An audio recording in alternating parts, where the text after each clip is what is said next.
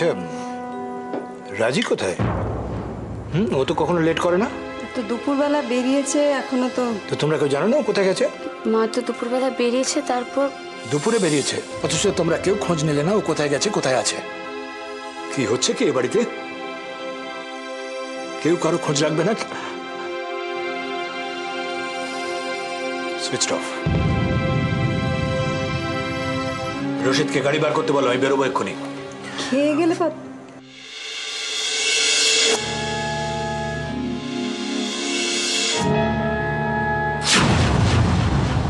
কোথায় গিয়েছিলি? আমি তো বাচ্চা নই যে হারিয়ে যাব। তুই তো এমনিতে না বলে কোথাও যাস না, সেই জন্য চিন্তা হবেই। না, আমি আসলে গুরুদেবের আশ্রমে গিয়েছিলাম। তো বেশ, তো সেটা ভুলে গেলেই তো হয়। নে খেতে বস। গুরুদেব হরিদ্বারে না? হ্যাঁ, আমার দেখো না কিরকম ভুলো মন হয়েছে। একদম ভুলে গিয়েছিলাম, এত জরুরি একটা দরকার ছিল, চলে গেলাম, তারপর তো দেখা হলো না। সত্যি কি যে করিস? আচ্ছা মা, তুমি গুরুদেবের কাছে যাওনি তো কোথায় গিয়েছিলে? সে দুপুরবেলা বেরিয়েছো, এখন? ওই যে আমার এক বান্ধবী, স্কুলের বান্ধবীর সঙ্গে দেখা হয়ে গেল তো। এতদিন পরে দেখা, কত গল্প হলো, তারপর ওর বাড়ি যেতে বাধ্য হলাম, এত করে বললো। আপনাকে খেতে দিই? না না, আমি খাবো না।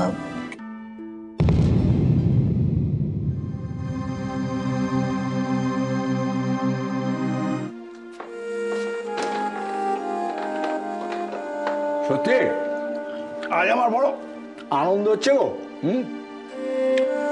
আমি হলাম গিয়ে অ্যাকাউন্টেন্টের বাবা।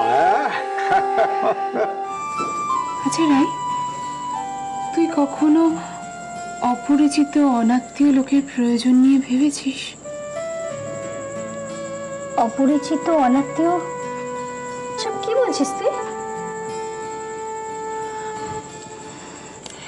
না মানে সেরকম কিছু না, মানে ধর একজন অপরিচিত মানুষ, হঠাৎই তার খুব টাকার দরকার, তুই নিজের থেকে তাকে টাকাটা দিয়ে দিবি।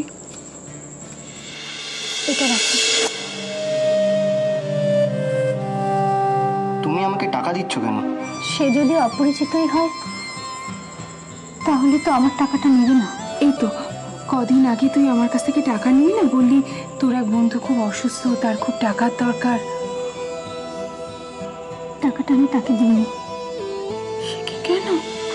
তুমি এখন এখান থেকে যাও, আমার কারোর সাহায্য চাই না। ও যখন আবার এলো, বলছি যে ওই সকালে তুমি যে টাকাটা আমাকে দিতে চেয়েছিলে না, সেটা আমাকে দেবে? এই বল না, ও যখন আবার এলো তখন কি হলো, টাকাটা দিয়ে দিলি তাই তো? না রে, তখন আর দিতে পারিনি, টাকাটা আমার কাছে ছিল না। কেন? সুজনের স্কুলের ফিস বাকি ছিল, তাই আমি ওকে টাকাটা দিয়ে দিয়েছিলাম। এটা তো ভালো কাজ করেছিস, এর জন্য মন খারাপ করছিস কেন?